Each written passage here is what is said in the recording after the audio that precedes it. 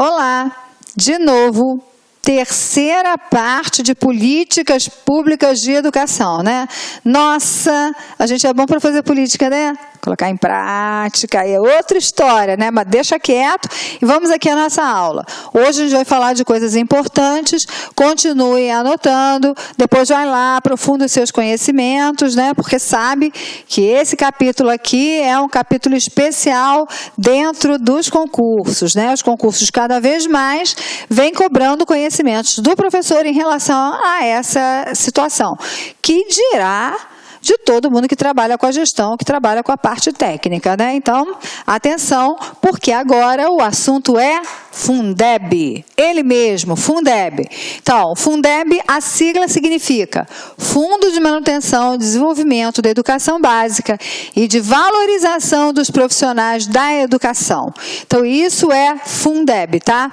Bom, quando é que ele entra em vigor? Janeiro de 2007, por conta de uma medida provisória, tá? E, na realidade, ele foi regulamentado em junho do mesmo ano pela Lei 11.494, em 2007. Mas de onde ele nasce? Ele nasce em substituição ao Fundo de Manutenção e Desenvolvimento do Ensino Fundamental e de Valorização do Magistério, que era o Fundef. O Fundef, ele vigorou de 98 a 2006. Então, veja só. Constituição em 88, LDB em 96, a obrigatoriedade era do ensino fundamental. Então, pensou-se nessa criação desse fundo para o ensino fundamental. Então, nós tínhamos, dentro da educação básica, uma situação muito interessante.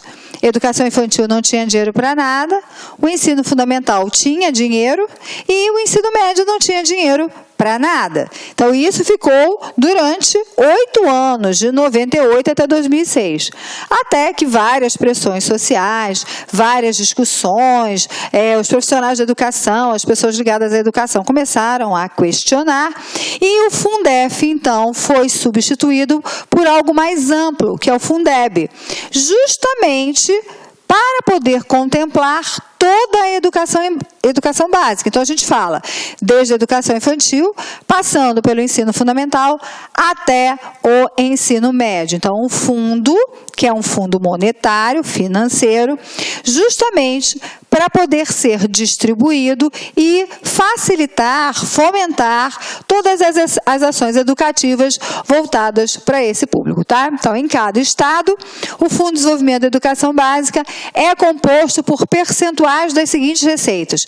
Diferentes receitas vão montando esse fundo, tá? Então, pensa, fundo, pega o dinheiro daqui, dali e vamos montando esse fundo. E depois esses fundos todos vão ser redistribuídos entre os estados da nação. Então, vamos lá.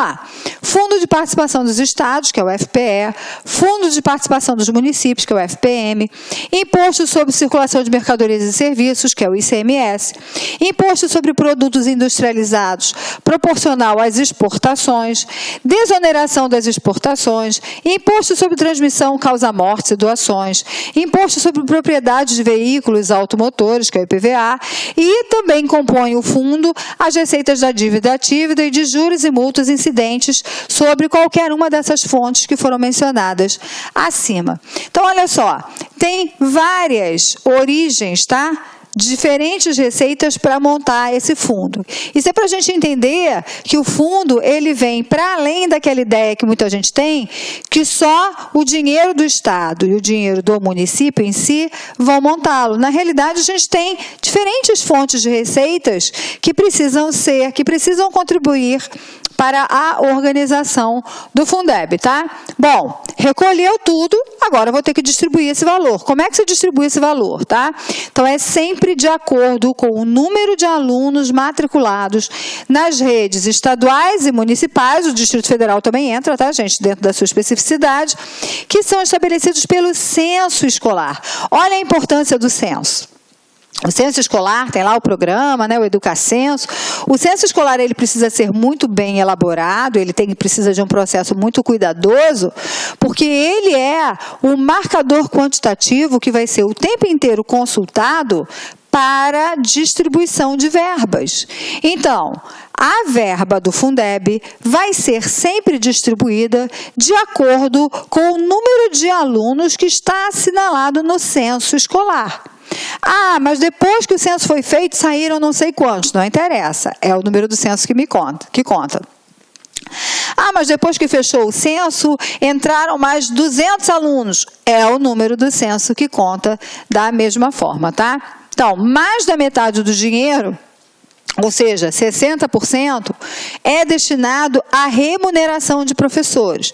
Então, a gente já ouviu falar aqui várias vezes do piso nacional salarial, da existência desse piso, da importância desse piso, mas a gente tem que saber também que 60% desse valor do Fundeb é destinado para o pagamento dos professores, tá? O restante, 40%, é aplicado em outras despesas de manutenção e desenvolvimento da educação básica. Para fiscalizar a aplicação dos recursos, os municípios se organizam em conselhos. Então, tem conselho fiscalizador do Fundeb. Em tese, todo município e todos os estados têm esse conselho. Esse conselho é quem vai fiscalizar a utilização desse dinheiro, tanto para o pagamento dos profissionais, dos professores, quanto para a aplicação em todas as áreas que envolvam a manutenção e desenvolvimento do ensino. Então, existe um papel muito importante para esses conselhos, tá? Bom, a gente tem algumas inovações que foram incorporadas ao Fundeb quando a gente pensa e compara com o que a gente tinha anteriormente, que era o Fundef, tá? Então, a diferenciação dos coeficientes de remuneração das matrículas não se dá apenas por etapa e por modalidade da educação básica. Então, a gente tem por etapa, tá? Então, a etapa é essa aqui, educação infantil, quantos alunos? Ou apenas por modalidade, tá? Modalidade, esse aqui é para o aluno que está lá na educação técnica. Não é só por isso, tá? Mas é também pela extensão do turno. Lembra que a gente falou da questão da escola em tempo integral e aquele interesse em ampliar 50% o número de instituições que oferecem tempo integral e 25% da demanda total dos alunos? Pois é. Então, o que acontece em relação a essa distribuição do Fundeb? Se eu faço uma distribuição pelo número de alunos, pensa, se eu tenho uma escola e a escola funciona em 2 turnos, eu tenho 100 alunos de manhã, 100 alunos à tarde, eu recebo por 200 alunos. Mas eu tenho uma escola que é em tempo integral, tá? Turno integral, tá lá. Então, eu não vou ter 200 alunos na escola, eu vou ter 100 alunos na escola. E eu receberia, então, por 100 alunos. O que acontece? Essa é uma diferenciação que vem sendo feita. Essa escola, tá, em tempo integral, ela recebe 25% a mais por cada aluno matriculado. Então, ela vai receber os 100 alunos mais 25%. Para poder dar conta dos desafios que significam a educação em tempo integral, tá? A outra coisa é que as creches conveniadas também foram contempladas para efeito de repartição dos recursos do fundo. As creches conveniadas normalmente são aquelas creches que são comunitárias, que são fruto de uma associação de moradores, e como há uma defasagem muito grande no número de creches, no atendimento em creches no Brasil, essas creches que são conveniadas precisam de suporte e elas recebem por aluno matriculado, elas também são contabilizadas para efeito de receber esses recursos do fundo, tá? A atenção à educação infantil é complementada pelo Proinfância, que é um outro programa, tá? Que financia a expansão da rede física de atendimento e da educação infantil municipal pública. Como eu falei, a rede é muito pequena, por isso que se tem creches conveniadas. Cria-se, então, um outro programa, que é o Proinfância, justamente para poder pensar em ampliação nessa rede física. Então, vamos agora conhecer um pouco mais do Proinfância. Programa Nacional de Reestruturação e Aquisição de Equipamentos para a Rede Escolar Pública de Educação Infantil, Proinfância. Ok. Então, olha só o Proinfância. Ele foi criado por se considerar que a construção de creches e pré-escolas, bem como a aquisição de equipamentos para a rede física escolar, desse nível educacional, são indispensáveis à melhoria da qualidade na educação. Pensar em educação infantil, especialmente pensar em creche, significa pensar em outros materiais que habitualmente a gente não pensa na perspectiva da escola. Então, por exemplo, já pensou a escola pensar em berço? Não, mas na creche pensa-se. Escola pensar em brinquedos, bonecas, bichinhos de pelúcia? Talvez não, mas na creche se pensa. Então, você tem que pensar em mobiliário, em materiais que não são pensados pela escola de ensino fundamental, porque não fazem parte da sua especificidade. Então, a gente tem que pensar se a gente está falando da melhoria da qualidade, dentro daquele olhar dos elos que a gente viu no PDE, daquela coisa do regime de colaboração. A gente precisa olhar também para a educação infantil para poder pensar no que seria a melhor forma de atuação. Então, o programa foi instituído pela Resolução número 6, de 24 de abril de 2007, e é parte das ações do Plano de Desenvolvimento da Educação, como eu tenho falado aqui com vocês, tá? Seu principal objetivo, então, é prestar assistência financeira ao Distrito Federal, aos municípios, visando garantir o acesso de crianças e creches a escolas de educação infantil da rede pública. Então, vamos lá. Tem que colocar a criança, lembra que tem a meta no Plano Nacional de Educação, né, de expansão, embora seja uma meta bastante tímida, né, 50% das crianças, no final do plano, no final da vigência do plano, né, 2024, a gente precisa começar a construir. E lembra que o prédio, para abrigar as crianças de creche para a escola, ele também tem que ter características diferentes dos prédios que abrigam crianças a partir dos 6 anos de idade. Então, por exemplo, banheiros adaptados, fraldários, lactários, para o caso de bebês. Então, existem especificidades que precisam ser pensadas em prédios próprios, com os espaços pensados para benefício das crianças da faixa etária que estarão ali presentes naquele momento, ok?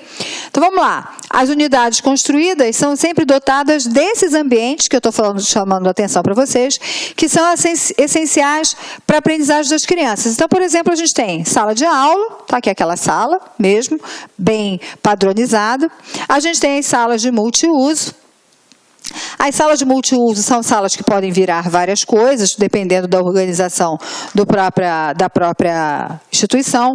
Sanitários, fraldários, tá? Recreio coberto, ou seja, tem que ter um pátio coberto para que as crianças possam brincar, parque, refeitório, entre outros ambientes que permitem a realização das atividades pedagógicas, das atividades recreativas, esportivas e de alimentação, além das administrativas e das de serviço. Então, tem que se pensar num prédio, numa estrutura que é bastante diferente, tá? Então, entre 2007 e 2014, o programa investiu na construção de 2.543 escolas, tá?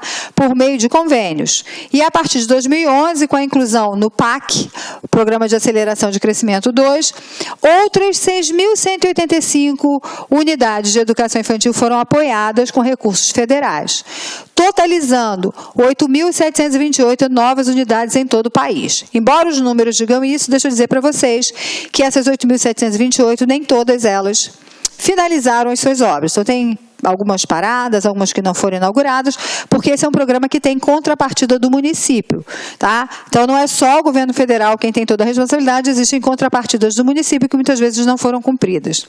Então, o programa, o Pró-Infância, também repassa recursos para equipar as unidades de educação infantil em fase final de construção, com itens padronizados e adequados ao funcionamento. Então, além disso, tem esse apoio para essa compra, tá? De materiais para equipar as unidades de educação infantil. Mais de 2.500 municípios receberam apoio do FNDE, tá? Do Fundo Nacional de Desenvolvimento da Educação, para a compra de móveis e equipamentos, como mesa, cadeira, berço, geladeira, fogão, bebedouro, máquina de lavar e tantas outras coisas que são extremamente necessárias dentro de uma creche. Então, esse é o Pró-Infância, não esquece, tá? Bom, então a gente já viu muitas coisas da educação básica, né? Já falamos aqui exaustivamente de alguns programas voltados para a educação básica. Vamos falar um pouquinho, então, agora, de algumas políticas voltadas para a educação superior, tá? Então, olha só, inicialmente eu quero chamar a atenção para vocês de algumas siglas que são extremamente importantes. Olá, meus amigos, minhas amigas, sou o professor Luiz Antônio Carvalho, com muita satisfação, muito orgulho, estou aqui para lhe apresentar a nossa isolada de conhecimentos pedagógicos aqui da La Concurso, né? Antes de mais nada, eu peço licença, você estava assistindo no vídeo aí, ou do professor Bodão, ou da professora Márcia Gil, mas esse vídeo, nós temos a intenção de ser apenas um vídeo demonstrativo, para você conhecer a qualidade dos nossos professores. Esse vídeo representa apenas 20% apenas 20% da videoaula, da aula inteira. Quer assistir o restante? Então clique aqui embaixo que você tem um link, esse link vai direcionar você aí lá para o nosso site, uma isolada de conhecimentos pedagógicos total, né? Todas as aulas do professor César Bodão e todas as aulas da professora Márcia Gil. Investimento apenas R$ 80, 2 professores, prazo de acesso 60 dias, e durante 60 dias você pode assistir quantas vezes na hora que quiser, na hora que desejar, né? Tá certo? Carga horária 84 horas, né? Atualmente, eu digo atualmente por quê?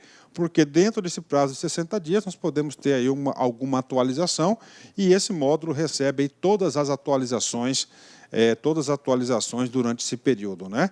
Quantidade de aulas, 109 horas, né? Ou seja, só aqui na Lá Concurso vocês podem ter certeza aí que é o melhor módulo de isolado de conhecimentos bancários existentes aí no mercado. Forte abraço, espero vocês. Fui, tchau. Clique lá.